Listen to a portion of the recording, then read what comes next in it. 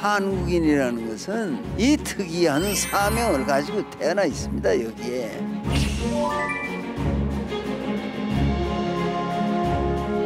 지금 경제가 나쁘고 뭐가 나쁘고 다 고생스러운 면이 많지만은 사명 때문에 대한민국은 살아야 됩니다. 대한민국의 미래는요, 세계를 움직이는 나라가 되는 데 있어요.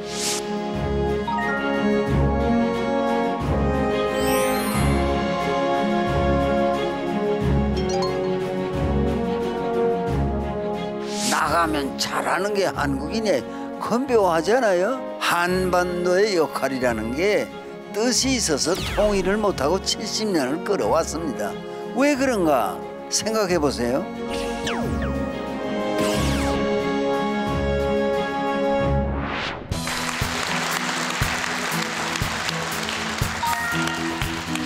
강연장에 오시느라고 추우니까 고생이 많았을 거예요.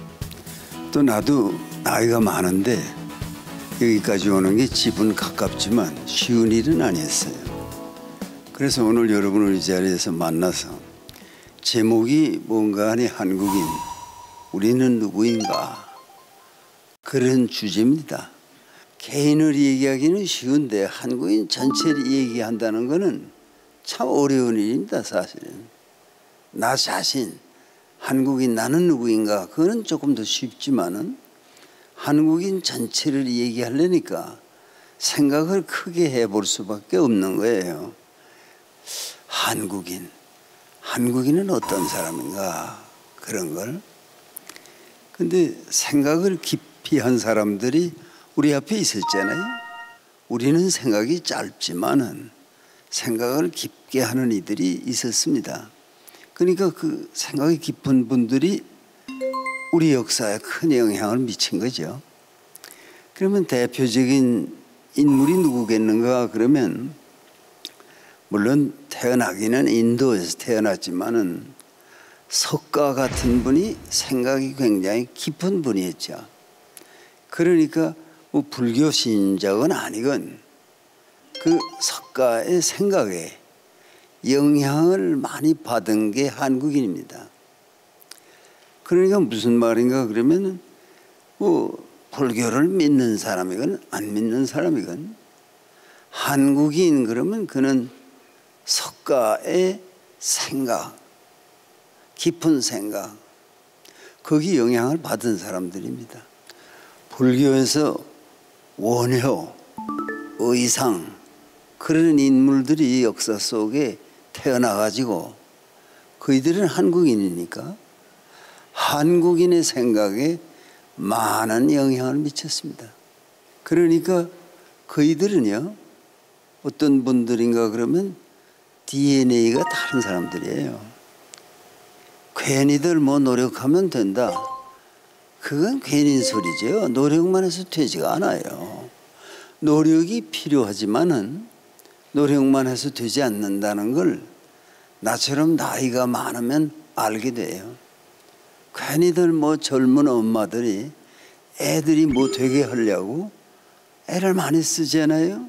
그러면 뭐 미국의 유명한 뭐 천재죠. 에디슨 같은 사람이, 토마스 에디슨 같은 사람이 뭐 노력하면 될 것처럼 이 얘기를 하잖아요. 본인은 천재면서 말이야, 보통 사람들을 향해서 노력하면 된다는 식으로. 왜? 천재란 1%의 영감과 99%의 노력으로 되는 것이다. 그건 토마스 에디슨이 하는 말이죠. 보통 사람이 노력을 해서 돼요? 뭐 가만 생각해 보세요. 안 돼요, 그는. 그러면 생각을 가장 크게 하는 불교의 대표적인 인물이 뭐 원효, 의상 그런 어른들이라면 그이들은 다 그저 흔한 말로는요, 그렇게 타고난 분들이에요. 그렇게 괜히 자꾸 쓸데없는 노력을 하는 사람이 많잖아요. 뭐가 되겠다.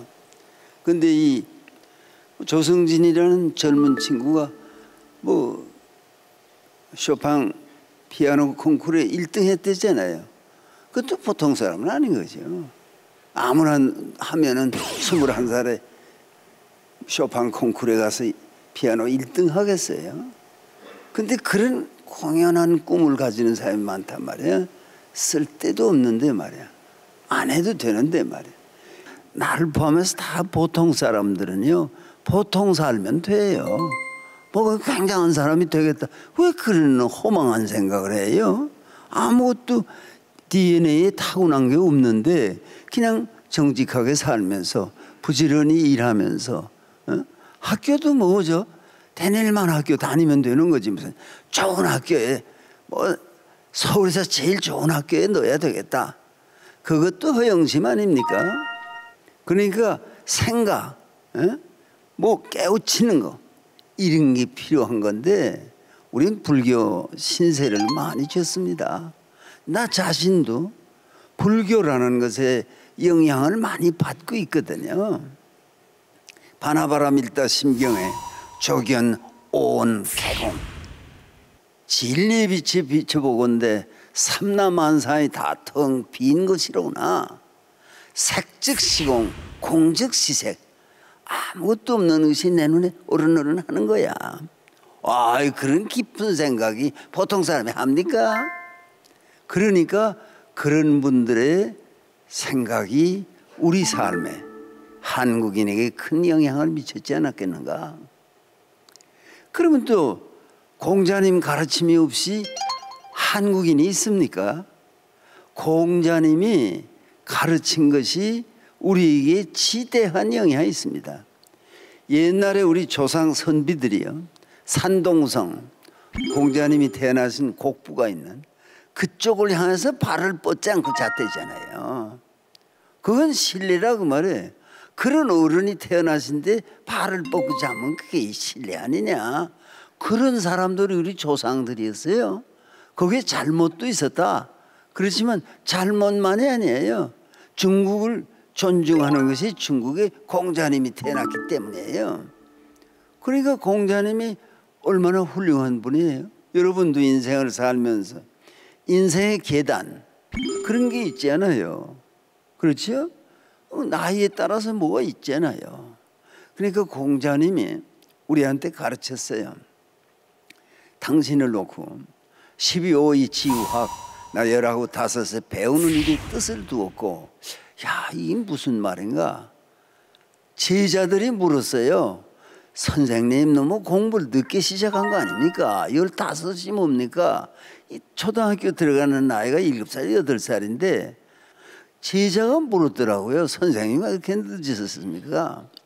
공자님 대답이, 내가 집이 너무 가난해서 공부할 틈이 없어서, 그러기 내가 이 일 저 일 하면서 사는데 보탬이 되는 이런 걸 하느라고 내가 잔재주가 많아. 그러니까 손재주도 좋으셨나 봐요. 그러나 그이는 19, 5이 돼서야 10유오 이 지우학, 19, 5이 돼서 배우는 일에 뜻을 두었다. 그 공자님이에요. 그러고는 15년 동안이라는 긴 세월 수양의 길을 정진해서 30이 됐어요. 30이 그 공자님이 우리에게 가르쳐 주신 말씀이에요. 나이 30이 되어서는 설 입자예요. 내 입장이 뚜렷한 사람이 되었느니라. 그 의견이 있어야 돼요. 이 한국인의 약점이 어디 있는가 하면요, 생각이 없기 때문에 의견이 없어요. 저 옥스포드 대학을 여러 해 전에 구경 갔던 일이 있어요. 갔더니 그 안내하는 사람이 방을 가르치면서 이 방은 이 강의실은 이게 토론장입니다. 영국의 유명한 옥스포드 출신의 정치인들이 여기서 토론하는 걸 배웠습니다. 그 왜 토론을 합니까? 자기 의견이 있어야 토론이 되죠. 의견도 없는 사람이 무슨 토론을 합니까? 그러니까 생각이 있어야 돼요. 생각이. 그러니까 영향이, 공자님 영향이 크다는 거예요. 다 그래도 30대면 야, 이젠 사랑구실 해야지 이렇게 말하잖아요. 다 30이 그런 나이에요. 공자님이 40이 불혹, 그런 말씀을 하셨어요. 40이 되어서는 불을 혹은 유혹, 그런 말이니까 유혹에 빠지지 않는 사람이 되었다. 야, 훌륭하시잖아요. 40이 되어서 벌써 어떤 경지에 가신 어른이 공자님이에요. 42%. 젊어서는 20대 30대에 더러 허랑방탕한 삶이 있었다고 하더라도 40이 돼서 마음을 바로잡으면 올바른 인생을 살 수 있다. 그게 공자님의 가르침이에요. 젊어서 좀 허랑방탕한 일이 있어서도 한 40이 되면은 자리를 잡고 마음을 가다듬고 살아야죠. 중요한 가르침이에요. 한국인이 그 영향을 많이 받았죠. 42% 40이 되면은 젊어서 좀 안 좋게 살던 사람도 딱 정신을 차려야 한다. 사랑구실 해야 한다. 그런 거 아니에요? 그러니까 40이라는 나이면 중요한 거죠. 그 왜 미국의 유명한 대통령의 링컨이라는 이가 사람이 40이 넘으면 제 얼굴에 대해서 책임을 져야 돼. 그게 링컨이 한 유명한 말이에요. 여러분 40되고 거울 보세요. 이 얼굴이면 되겠는가? 공자님이 순서를 얘기하시다가 50이 지천명. 물론 뭐 요새는 오래 사는 사람들이 많아요. 나 같은 사람도요. 지폐는 지고 다니긴 하지만은 88이에요. 그렇게 놀랄 건 없어요. 다 살다 보면 그렇게 되는 거니까. 88이에요. 나도요. 예전에 머리도 까맣고요. 괜찮았어요. 층계를 2개, 3개 꽁충꽁충 뛰어 가고요. 내려올 때도 꽁충꽁충 몇 계단씩 뛰어서 내려오고 그랬죠. 지금처럼 이렇게 지폐 지르고 조심스럽게 하나씩 그런 세상 사는 지 얼마 안 됐어요. 그렇게 되는 거예요. 사람이. 이제 슬슬 끝내겠지만은, 아니 이 강의는 이제 시간대로 하지만은 내 인생이 무대에서 슬슬 사라질 거예요. 그렇지만 젊은 사람이 다 그렇게 되는 거예요. 젊음이 늙어갈 줄 아세요? 그 공자님의 이 시간, 나이 나누는 걸 가만 생각하면서 거기서 지혜를 얻으세요. 그러니까 뭐 세월이 가는 것도 또 내가 좀 일러줄 필요가 있어요. 인생에도요 4계절이 있어요. 봄도 있고 여름도 있고 가을도 있고 겨울도 있고 그런 게 인생이에요. 지금 겨울이 왔죠. 계절에. 요 전에 가을이었어요. 가을. 좀 쓸쓸했잖아요. 쓸쓸한 사람 없었어요? 가을이 되면 쓸쓸하죠. 시인만이 쓸쓸합니까? 다 쓸쓸하죠. 농경사회는 가을을 추수때라 기다렸는지 모르지만은 이게 지금 산업사회는요 가을이 처량합니다. 왜 박목월이 내가 어느 시인한테 들은 말인데, 제주도에서 옛날에 뭐 세상 떠난 지도 오래됐으니까 애인과 이별했대요. 내용은 몰라요. 남의 내용은 알아서 뭐하겠어요. 그 이별하고 오면서요 그 시를 푼 거예요. 기러기 울어에는 하늘 구말리 바람이 산을 불어 가을은 깊었네. 이 노래가요 2절에 한낮이 지나면 밤이 오듯이 우리의 사랑도 저물었네. 그게 2절이에요. 3절은 산천에 눈이 쌓인 어느 날 밤에 촛불을 밝혀두고 홀로 울리라. 이게 가을의 노래입니다. 처량해요 가을이. 그런데 1절 부르고 2절 부르고 3절 부르고 매번 되풀이해야 하는 후렴은 긴 탄식으로 시작합니다. 탄식 아니에요? 한 번으로 끝나요? 또 한 번. 그러고 나서 결론은요 짧은 한마디. 너도 가고 나도 가야지. 가을이에요. 가을. 인생의 가을. 그게요 40이 시작됩니다. 가을. 50지천명 무슨 뜻이에요? 공자님이 야 너 인생에 가을이 왔는데 정신 차려. 그런 거예요. 42%긴 인생이 10년을 마음을 가다듬어서 50이 지천명. 50이 되었으니 이제는 하늘의 명령을 헤아려라. 하늘의 명령이 아무에게나 들립니까? 생각이 있어서 귀를 기울여야 들리죠. 그 하늘의 명령이 간단한 거 한마디예요. 50의 언덕에 가을철에 접어든 사람을 향해서 하늘이 내가 너를 불러갈 날이 멀지 않았으니 준비하도록 하여라. 끝. 뭐 설명도 없어요. 그걸 내가 겪어서 아는 거예요. 50이 지천명, 60이면 이제 겨울철에 접어들어요. 60이면 겨울입니다. 60이 이순, 나 나이 60이 되어서는 이는 귀자예요. 순은 순종할 순자예요. 남의 말에 귀를 기울일 줄도 알고 남의 뜻에 순종할 줄도 아는 그런 사람이 되었다. 여러분, 그런 시대를 바라봐야 될 거 아닙니까? 그러니까 이 공자님이 영향이 큰 거예요. 여러분에게 그런 걸 가르쳐 주신 거예요. 그러면 마지막 한 구절이 뭔가 아니에요. 공자님은 70이 종심소욕 불유구예요. 나이 70이 되어서는 종심소욕, 마음에 원하는 대로 행동해도 불유구, 법의 테두리를 벗어나는 일이 없다. 야, 공자님 멋있어요. 2, 3세까지 사셨어요. 그 70이 되니까 그게 무슨 뜻인지 아세요? 70이 되어서는 하고 싶은 대로 해도 법의 테두리를 벗어나지 않는다는 뜻의 배후에는 젊어서는 이렇게 하고 싶은데 마음에는 자꾸 하고 싶은데 그래서는 안 되지. 그래서 안 한 일이 많단 말이에요. 여러분들 이제 살면서 반성해 보세요. 제대로 인생길을 간 사람은 무슨 유혹이 있거나 그런 걸 다 물리치고 하고 싶은 일을 참고 견디는 거지, 하고 싶은 대로 다 하면 이 자리에 없어요. 사람이 그런 겁니다. 절제할 줄도 알고 이래야 되는데 70이 되니까 공자님 말씀이 법에 어긋나는 일은 하고 싶지 않아서 안 한다. 아, 그거 아주 속이 시원해져요. 아, 그렇구나. 공자님도 그렇구나. 얼마나 우리에게 많은 위로가 됩니까? 세월이요 빨리 가요. 에? 그러니까 뭐 봄만 좋은 건 아니잖아요. 봄에는 얼어붙은 대지를 헤치고 꽃이 피어나요. 좋은 계절이죠. 죽었던 것 같은 나무까지 새싹이 움트요. 좋은 계절이죠. 여름도 좋아요. 여름도.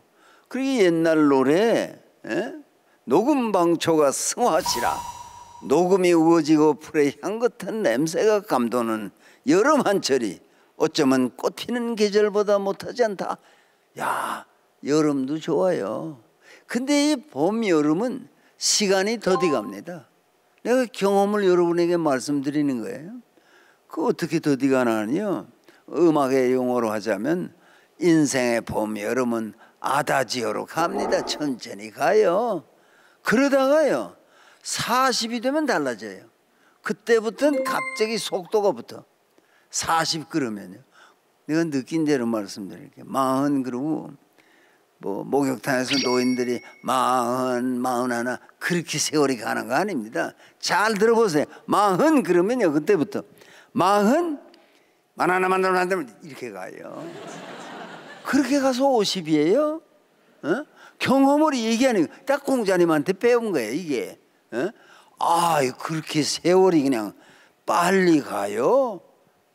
그것도 50이에요 50에서 64에도 내가 살아봤을 거 아닙니까? 순서대로 안 가요. 뭐 빨리 가거나 순서대로 안 해요. 50 이듬해 55, 그 이듬해 50, 6, 7, 8이 어디 있어요? 50, 55, 60 회갑됐어요. 그걸 겪으면서 깨달은 거예요. 그러니까 내가 여러분에게 한마디 해줄 자격은 있어요. 여러분, 손기정 선수는요 그 마라톤에서, 이 베를린 마라톤에서 우승했잖아요. 근데 말년에 연세가 많이 돼, 아마 90 다 됐었는가, 우리 집에 한번 오셨어요 저녁에.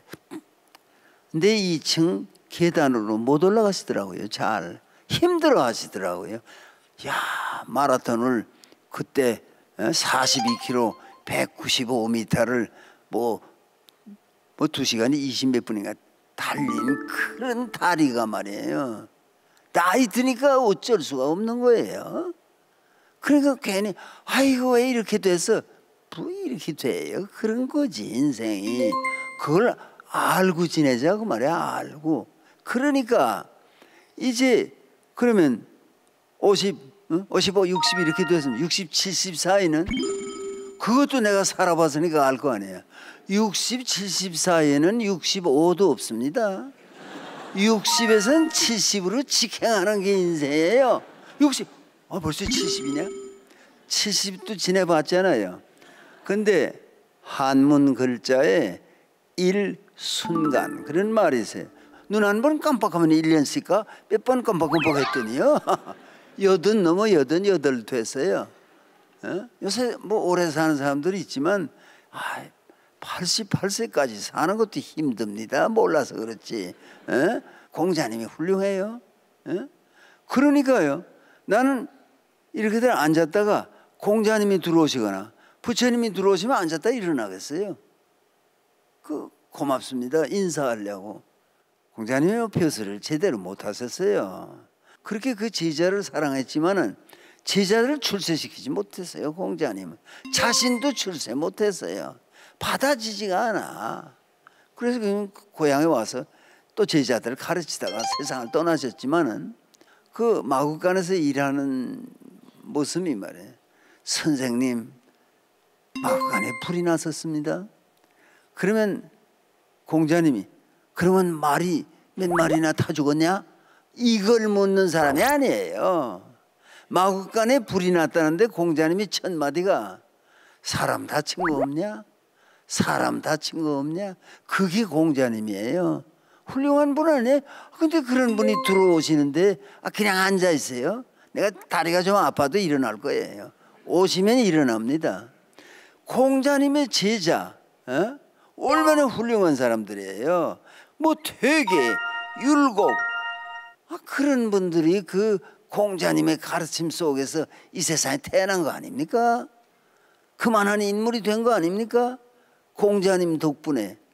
그러니까 율곡 선생의 10만 양병설을 주장하지 않았으면요 이순신 장군이 없습니다. 조정에 그런 그 상신설을 올린 거예요.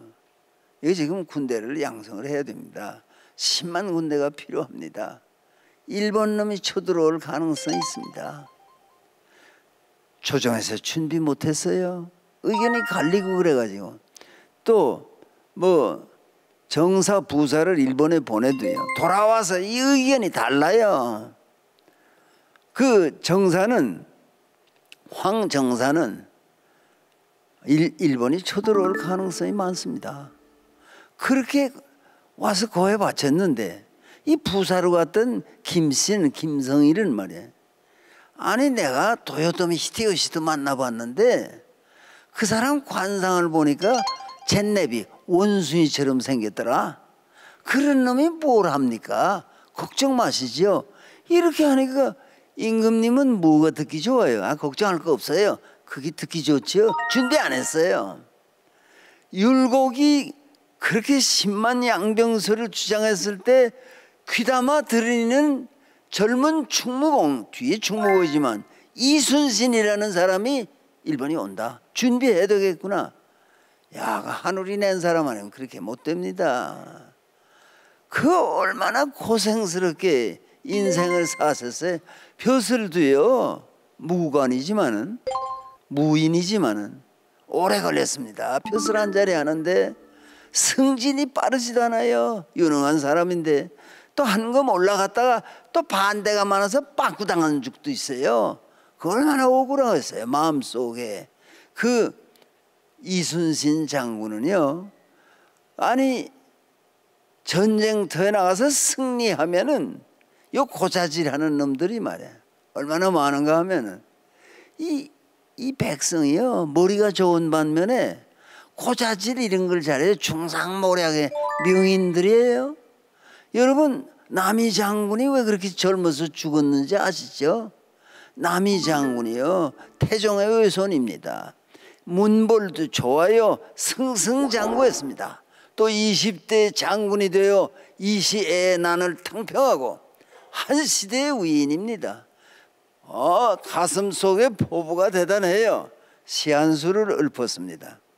남이 장군이 백두산성 마도진, 백두산의 그 많은 돌은 나 다 내 칼을 갈아서 달아 없어지게 하고, 두만강수 음마무, 두만강물은 다 내 말을 먹여서 그 물이 마르게 하겠다. 아, 사내의 포부입니다. 남아 20미평국, 사내가 20살이 되어도 나라를 평정하지 못했다면 후세수칭 대장부, 후세에 누가 저를 일컬어 대장부라 할까? 야, 사내가 말이야, 그런 사람이 그 북방 경계를 맡아서 했으면요, 영토도 좀 더 만주 땅으로 갔을 겁니다. 그걸 못하는 거예요. 그걸 왜? 중상모략에 걸리는 거예요. 중상모략.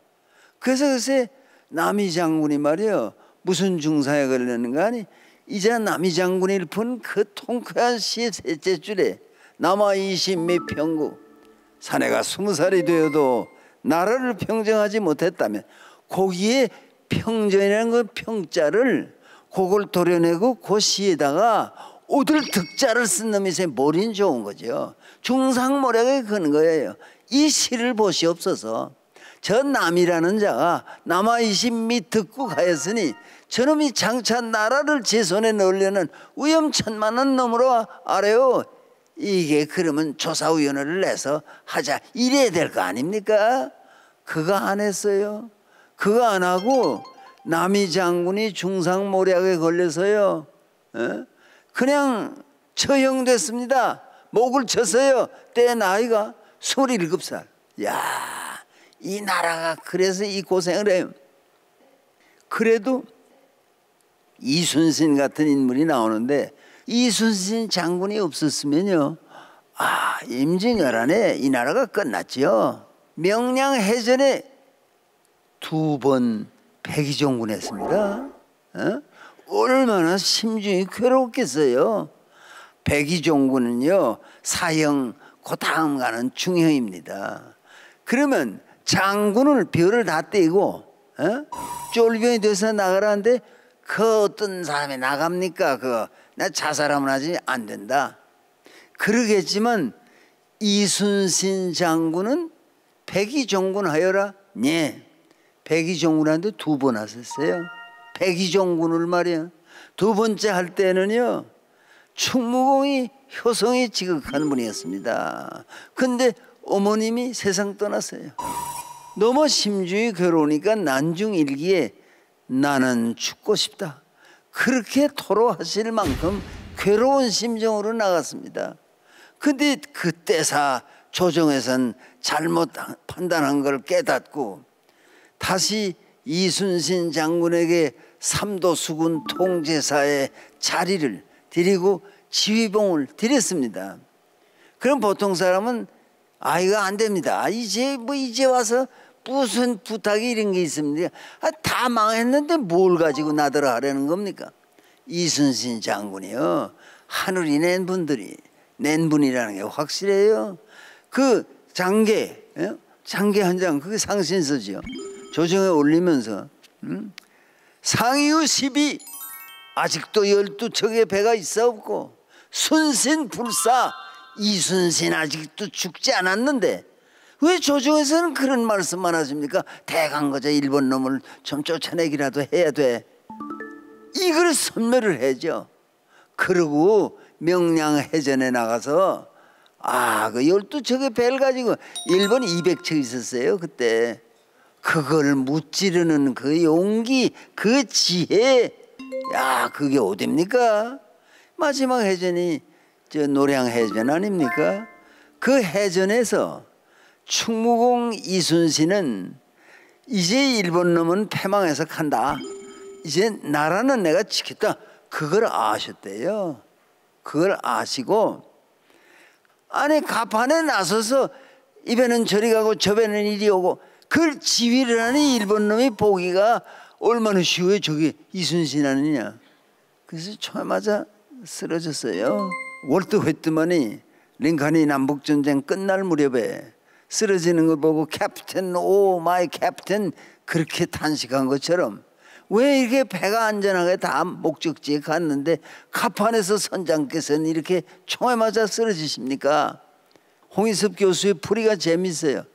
그거는 충무공의 마음에 이기고 돌아가면요 쫄자들이 쏙삭쏙삭 중상모략을 할 생각을 하니 차지해 내가 가는 게 좋지, 그런 생각으로 간판에 쓰셨대요. 그렇게 짐작한대요. 그래가지고 흉탄에 쓰러지신 때 나이가 53세 54세. 야, 젊은 나이 지금 생각하면 그냥 나라는 건지고 갔었잖아요. 그게 다 율곡의 영향이 없으면 안 돼요. 그러면 퇴계 선생은 그렇게 벼슬길에 많이 계시지 않았지만은 그 가르침이 이 시대, 그 시대를 움직이고 이 시대에도요, 그의 생각이 진실함이 얼마나 대단합니까? 퇴계 선생이요, 두 번째 부인을 맞이했는데 그 부인이 좀 모자라는 부인이래요. 그 증거가 뭔가 하니, 이제 제사상을 차리면은 그 제사상을 차리면 하지, 제사 시작하기도 전에 여자가 제사상에 와서 왔다 갔다 하자는 게 없지 않아요, 그런 법이. 근데 이 사모님은 말이야, 그 제사상에 나와서 이것저것 좋은 걸로 집어자신데 제사 지내기도 전에. 그러니까 문중에서 야단났다 이거예요. 그래서 퇴계 선생 쿡쿡 찌르면서 뭐라고 이 얘기를 하셔야지, 이런 법이 어디 있느냐. 그러니까 퇴계 선생이요, 정말 공자님 제자 아닙니까? 그러니까 그냥 두세요 그러더래. 그 제사상에 음식을 먹는 걸 그냥 두라고 그러더래요. 그러면서 퇴계 선생 하신 말씀이, 저 며느리가 모자라는 며느리지만 돌아가신 아버님이 극진히 사랑하셨어. 근데 그 아버님 제사를 지내면서 아버님 제사상의 음식을 그 며느리가 집어먹었다고 그걸 쥐어받고 그러면 돌아가신 아버님이 좋아하시겠는가? 다른 사람은 할 말이 없는 거예요. 이는 진짜 제사하는 사람이에요. 거기에 뭐가 있어요? 뭐가 있느냐 그러면요, 한국인을 가만 보세요. 한국인이 오늘 도달한 지점이 어딘가 하면요, 자꾸만 그 어른이, 아버님이, 어머님이 세상을 떠나면요, 돌아가셨습니다 그러잖아요. 아버님이 돌아가셨습니다. 어디로 돌아갔어요? 그러니까 이 민족의 관념 속에 돌아가신 아버님도 살아계시다, 그런 관념이 있는 거예요. 근데 나는 무슨 시를 생각하면서 그 얘기를 하는 거 아니에요. 영국의 유명한 시인이 알프레드 테니슨이라고 있었습니다. 테니슨. 근데 시인이 마지막을 푼 시를 뭐라고 하는지 아세요? 백조의 노래라고 그래요. 스원송, 백조. 근데 백조가 보기는 이쁜데 노래를 못한대요. 그런데 그 백조가 죽기 전에 노래를 한마디 한대.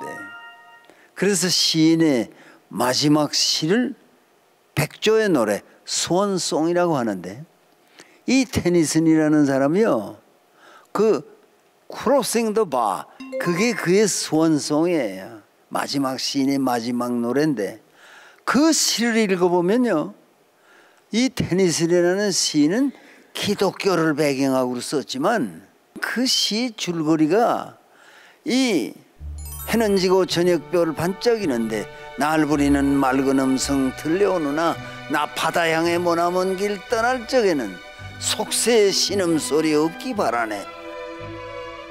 마지막은요, 정말 위대한 사상, 생각을 나타냈습니다. 시간과 공간의 한계를 넘어 파도는 나를 멀리 싣고 갈지나 나 주님 배우리, 직접 배우리. 하늘나라 그 항구에 다다랐을 때, 야, 멋있어요. 그렇게 형태는 못했지만 우리 조상들이 말이야, 제사라는 걸 중요시했다는 건 그런 거 아닙니까? 지금이요, 단기 4350년쯤 돼가 48년 뭐 이렇게 됐을 거예요, 올해가. 그것은 정치가 시작되고 그렇게 된 거죠. 어쨌거나 4300 뭐 몇십 년 전에 조상들이 이 땅에 살면서 문화생활을 시작했습니다. 그런데 일본 놈은 말이에요. 한국에 뭐 구석기 시대가 없는 것처럼 얘기했습니다. 한국인은 여기 온 지 한반도에 온 지 얼마 안 되는 것처럼. 근데 내가 이 대학에 있을 때, 내가 이 대학의 교무처장을 하고 있을 때, 그게 1962년쯤 돼요. 1962년 옛날이죠. 뭐 샘플하고 뭐 누가 두 그 고고학을 하는 학자들이 박사 논문을 쓰기 위해서 한국에 오면서 금강유역에 말이야, 에? 거기에 반드시 구석기 시대의 문명의 흔적이 있을 것이다. 한번 그 구석기 시대에 발굴하고 싶다. 그래서 그가 학교에 이 방을 하나 드리고 그 두 분에게, 그리고 그것이 공주 금강유역의 공주 뭐 석장리, 그런데 석장리 거기 발굴을 시작을 했어요. 그래서 이 학교에 지금 세상 떠났지만 손보기 교수라는 그 아주 또 국사에 아주 능통한 이가 있어요. 그이가 그이들하고 같이 학생들을 거느리고 발굴 작업을 해서 이 학교의 구석기 시대의 유물이 그 박물관에 많습니다. 그때 다 찾아낸 거예요. 그러니까 뭐 몇십만 년을 거슬러 올라가는 거예요. 이 한반도가 말이야 오래됐습니다. 에? 뭐 10만 년은 사람들이 살았을 것이다 그래요. 오래됐습니다. 여기 우리 조상들이 사는지 어디서 왔느냐, 뭐 중앙아시아에서 출발해서 여기까지 뭐 우랄 알타이 산맥을 거쳐서 왔을 것이다. 아직도 확실하게 추적은 못했지만은 뭐 여기에 자연 발생적으로 있는 건 아니잖아요. 인류의 조상이 다 한반도에서 생긴 건 아니니까. 그런데 우리의 문명이 중국을 거쳐서 왔다. 이제 우리의 불교도요, 중국을 통해서 왔기 때문에 한자, 산스크리트로 되어 있지 않고 한자로 되어 있잖아요. 그러니까 팔만대장경이 한자로 되어 있죠. 우리 뭐 사서삼경은 다 한문으로 돼 있잖아요. 그런데 야, 이 민족이 또 특이한 게요, 한글을 가지고 나오는 거예요. 세종대왕이 한글을 만드신 것이 이 역사 전체 큰일입니다. 그러니까 한자, 그건 오랜 역사 속에서 됐잖아요. 뭐 영어의 알파벳, 그것도 뭐 연어는 들어있고 뭐 라틴어에 뭐 이런 알파벳하고 영향은 받았지만 오래됐어요. 그것도. 이 한글은요, 세종대왕이 창제하셨어요. 만드셨어요. 그리고요, 김석연이라는 분이 한글을 연구해서 저 뉴욕에서 말이야, 유니버시티 오브 로체스터인가 어디서 박사학위 받았어요. 훈민정음 연구에서.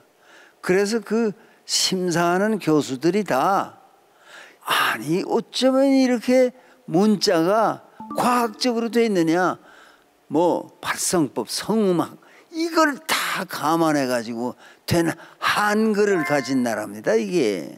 그러니까 한국인이라는 것은 이 특이한 사명을 가지고 태어나 있습니다 여기에. 그런데 이 민족이 말이야 70년 동안 아니 남북이 갈라져 있다는 게 이게 말이 되느냐. 거기에도 무슨 뜻이 있는 것 같아요. 나는 우리들을, 한국인 우리들이 누구냐, 근데 한국을 놓고 비관적인 사람이 많아요. 뭐 그래도 몰라요 이 중에 어떤 인물이 나올지. 여러분 뭐 절대로 나는 안 될 거야 그러지 마세요. 여러분 중에 누가 나올지 몰라요. 그게 이 민주주의의 묘미예요. 일본하고 한국이 뭐가 다릅니까? 한국은 영어 표현에 모빌리티 업워드, 위를 향해서 갈 수 있는 사회예요. 대학 일본 사람은요, 소바집, 그 국수집 말이에요, 소바 하는 사람이에요. 300년 소바만 해. 조상 때부터.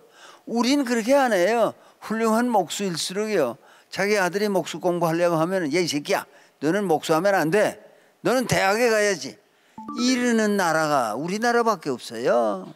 한국은요 서양 대학하고 다릅니다. 서양 대학은 그 대학을 상아탑, 아이보리 타워 그래요. 한국의 대학은 지금은 그 누명을 벗었지만 뭐라고 하는지 알아요? 우골탑이라고 그래. 소벽닭으로 만든 탑이 대학, 한국의 대학이라고. 왜? 그 집에요, 땅 팔고 끝에 가서 소 팔아서 대학 등록금 대서 그 사람들이 오늘 한국으로 움직이는 거 아닙니까? 일본에 그런 사람이 어디 있어요? 그저 숯 굽는 사람은 평생 숯 굽는 아들한테도 그거 가르치고, 에? 분 만드는 사람 그거, 목 마르는 사람 그거만 해요 한평생. 에? 한국은요 안 그래요. 내가 아는 친구 하나 통영 사는데 그 이 대학 출신이에요. 한번 버스를 타고 같이 가면서 선생님, 제 아버지가 그냥 그 집에 돈이 없어서 그저 논밭만 다 팔아가지고 저를 대학을 보냈습니다. 근데 무슨 계리사 시험에 합격해서 계리사예요 그 지역에. 그리고 통영시장 출마하려고 그런다고 그래요. 그 내버려뒀으면 아무것도 아니잖아요. 시골에서 뭐 농사나 지을 텐데, 야 공부해, 대학 내가 보낼게. 뭐가 있습니까? 아 글쎄 할 테니까. 그것도 한 친구는요 이 대학에 경영하고 나왔대요. 그래서 뭐 큰 기업체에 취직해 있는데 이제가 나보고 그래요. 저희 아버님은 이 강남의 폐밭을 엄청나게 많이 가지고 있었습니다. 근데 어떻게 됐는데, 그러니까 그 우리 아버지가 나 대학 보내느라고 다 팔았어요. 에? 그거 가지고 있었으면 앉아서 큰 부자 됐을 건데. 근데 그 아버지가요 자기 보고 그런데, 야 이놈아 대학을 나와서야지. 에? 아니 배밭이나 지키고 앉아서 땅이나 팔아먹고 그런 사람 되겠어? 한국 아버지는 달라요. 근데 이 똑똑한 국민이, 아니 베트남이 뭐 똑똑하지 않다는 거야. 다 분단됐다 통일되는데 우리만 못하고 이게 뭐냐? 에? 그러지 않아요? 뜻이 있죠. 뜻이 있습니다. 한반도의 역할이라는 게 뜻이 있어서 통일을 못하고 70년을 끌어왔습니다. 왜 그런가 생각해 보세요. 역사라는 걸 한번 쭉 훑어보면요, 문명의 시작은 오리엔트입니다. 오리엔트. 그래서 나일 강변의 에집트 문화, 좀 동쪽으로 가면 티그리스 유프라테스 강변, 강이 둘이에요. 투 리버스, 티그리스 유프라테스 강변의 메소포타미아 문화, 또 좀 더 동쪽으로 가면 인다스 강변의 인도 문화, 좀 더 동쪽으로 가면 우리가 익숙한 황하 유역의 중국 문화, 우리가 많이 배웠어요. 거기 많이 익숙해요. 그 문명은요 농경사회가 돼서 발전은 없습니다. 근데 바다로 가야 되는데 이제 그걸 이어받는 것이, 빛은 거기서부터 먼저 나오는 거예요. 동방에서 해가 동쪽에서 뜨잖아요. 그래서 서쪽을 향해서 가는 거 아닙니까? 그래서 그 문명이 서양 문명에 영향을 줍니다. 서양이 독자적으로만 생기는 게 아니에요. 서양 문명은 지중해, 그것도 동쪽에 치우친 에게 바다, 거기서 생기는 거 아니야. 에게 바다의 도시국가들, 아테네, 스파르타, 고린도, 테베 등등 이런 나라들이 일어납니다. 그런 나라들이 일어나서 서양 역사의 시작이 그거 아니에요? 서양 미술이 어디에서? 히랍에서, 아테네에서. 아니 철학이 뭐 소크라테스가 어느 나라 사람이에요? 아테네 사람이에요. 플라톤, 아리스토텔레스 다 아테네 사람이에요. 철학만이니까 문학도 유리피데스, 에스킬러스 다 극작가가 아테네에서 나왔습니다. 비너스의 여신상 누가 만들었어요? 그때 다 만들었어요. 라오콘, 그건 작자는 미상이지만은 라오콘 이거 인생고, 아버지 아들 다 뱀에 감겨가지고 고통을 겪는 인생고의 극치를 표시했습니다. 디스코발로스, 원반 던지는 사나이, 그거 다 조각이에요. 야, 힘찬 남성의 근육, 그걸 다 묘사했어요. 그때 다 됐어요 벌써. 그걸 다 생각하면요, 히랍 문명이 서양 문명의 기초라는 건 사실인데, 이게 전성기에 가서 아테네가 스파르타와 싸움이 붙습니다. 그 스파르타와 아테네가 싸우는데 30년 싸워요. 아테네의 유명한 재상이 페리클레스입니다. 페리클레스가 30년 통치하는 말기에 전쟁 30년을 해요.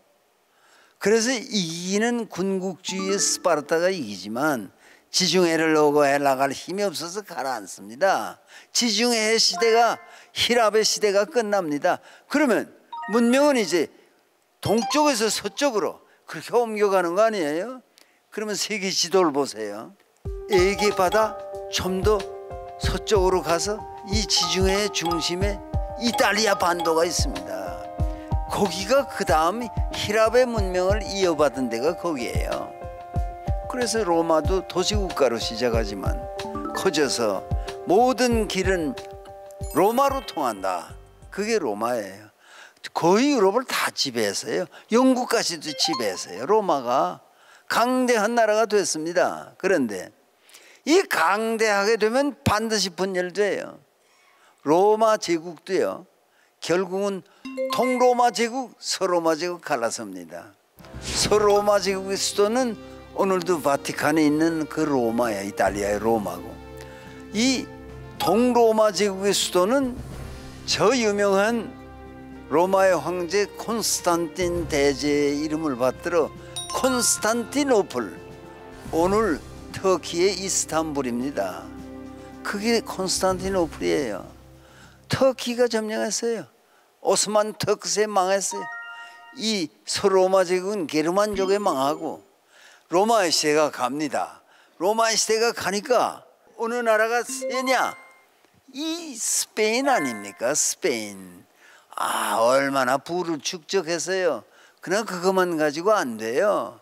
1588년 영국 엘리자베스 여왕의 해군이 그걸 격침합니다. 이 스페인의 무적 함대 Invincible Armada, 그걸 격침하고 영국의 시대가 옵니다. 엘리자베스 여왕이 통치하는 영국이 유럽을 지배하고 해가 지는 때가 없다고 할 만큼 영토가 확장되고 식민지가 전 세계에 있습니다. 지금도 영국에 식민지된 나라들이 많잖아요. 인도를 비롯해서. 그런 나라가 됐어요. 그러나 그 나라도요, 이제 이 론던이 우수하던 시대가 갔어요. 한 100년 전에 벌써 끝났어요. 2차 대전, 1차 대전이 일어날 때부터 미국이 나서지 않고는 세계 문제가 해결이 안 돼요. 그래서 미국이 중요한 나라가 됩니다. 사실은 윌슨 대통령은 전쟁에 끼어들지 않으려고 노력을 많이 했습니다. 가만 상황을 보니까 미국이 나서지 않고는 유럽의 자유진영이 다 망합니다. 100만 이상의 군대가 대서양을 건너서 유럽 전선에 투입됐습니다. 1차 대전에 연합군이 이겼습니다. 1차 대전은 1914년에서 18년까지니까 그렇게 끝나고 나서부터는요, 런던보다는 와싱턴이 중요합니다. 와싱턴이 없이는 안 됩니다. 그 와싱턴이 중요한데 점점 미국도요, 중서부로 나가더니 이제 서해안이 동해안보다 더 중요한 시대가 온 거예요. 그런데 문제는 뭔가 그러면은 그 대서양이 중심인 시대가 간다 그 말입니다. 여러분이 한국인을 이해하려면 그 시대가 가는 거와 한국인이 등장하는 것이, 이것이 무슨 큰 관계가 있는 겁니다. 서양이요, 지금 물론 우선 일어난 건 경제적으로 군사적으로 중국이 일어났지만 중국에 붙을 건가 뭐 미국에 붙을 건가, 그는 일본 같은 나라가 주체성 없이 그런 짓을 하죠. 한국인이 어디 붙습니까? 한국 대통령은 미국 가서 뭐 오바마도 만나지만 또 중국 가서 시진핑도 만나고, 그건요 의미가 큽니다. 미국 의회 상하원 합동회의석상에서 박근혜 대통령이 가서 무슨 선언을 했는가 하면은 이 DMZ 비무장지대에 세계 평화를 위한 공원을 조성하겠습니다. 그것이 아주 충격적이었어요. 여러 나라의 지도자들이 그런, 이게 지금 사명이 두드러지는 거 아닙니까? 한국인은 누군가 DMZ의 세계 평화를 위한 공원을 만드는 나라예요. 이게 왜 그게 중요하냐? 벌써 그게 힌트가 돼가지고 메시지가 거기 있어서 한국의 머리 좋은 설계자들 가운데는요, 아니 벌써 거기에 UN 본부를 거기에 다 유치할 그 건물을 다 설계를 해놓은 거예요. 그것뿐입니까? UN 본부와 아울러 거기다가 또 부속 건물까지 다 설계해놓고 그게 언제 돼요? 그러지 마세요. 뭐 어느 나라에 붙고 그게 아니고요. 미국과 중국이 붙어 싸울 겁니까? 그럼 세계가 다 망하라는 겁니까? 지금 경제가 나쁘고 뭐가 나쁘고 다 고생스러운 면이 많지만은 사명 때문에 대한민국은 살아야 됩니다. 대한민국의 미래는요, 세계를 움직이는 나라가 되는 데 있어요. 전 세계 유수한 연구기관에 한국의 젊은 학자들이 얼마나 많이 끼어 있어요. 그 사람들이 무슨 학술에 무슨 상 받는 날이 멀지 않습니다. 한국인이요, 유대인을 능가하는 머리를 가지고 있다고 그러잖아요. 실례로 저 브라질의 상파울로에 가면요, 이 한국인만이 옷가게를 하는 거리가 있습니다. 그 거리의 맨 끝에는 한국인의 공원도 만들었어요. 그 본신은 유대인이 옷장사 하던 데인데 한국인들이 들어가 가지고요, 하나씩 둘씩 다 내보내 가지고 전부 한국인이 해요. 그래서 이 세상에 나가면요, 아예 국내에서는 민하게 굴어도요, 나가면 잘하는 게 한국인이에요. 건배하잖아요. 여러분, 한국에 태어난 게 어떤 사람은 나도 좀 다른 나라에 태어났으면 몰라서 그런 거예요. 한국이 장차 세계의 등불이 되는, 정말 그 유명한 시처럼 아세아의 등불이 되는 그런 날이 있고, 여러분의 시대가 그런 시대입니다. 한국인의 자존심, 안중근을 낳은 나라, 뭐 이봉창 윤봉길이 있는 나라, 그 정신이 어디 갔겠어요? 안중근이 말이에요, 그 합방된 조국에는 안 살았어요. 그러니까 10년 되기 전에 1909년에 처형됐으니까 권총 한 자루를 가슴에 품고 갑니다. 하얼빈 역도에 가서 이도 히로부미의 가슴에 그 브라우닝 자동 권총 한 자루에 방아쇠를 당깁니다. 쓰러졌어요. 그 자리에서 쓰러졌어요. 그런데 재판받지 않아요. 사형. 야, 한국 청년 안중근이 말이야, 그 일본 재판장을 향해서 말이야, 야, 사형보다 더 심한 형벌은 없냐? 야, 사형 받은 사람이 말이야, 그렇게 말하고 당당하게 죽은 한국인의 기상, 그걸 존중해야 됩니다. 한국인이 뭐 어떻게 먹고 사나? 그렇지 않아요. 이제 한국인의 새로운 시대가 온다는 걸 확신하면서 이만 끝내도록 할까요?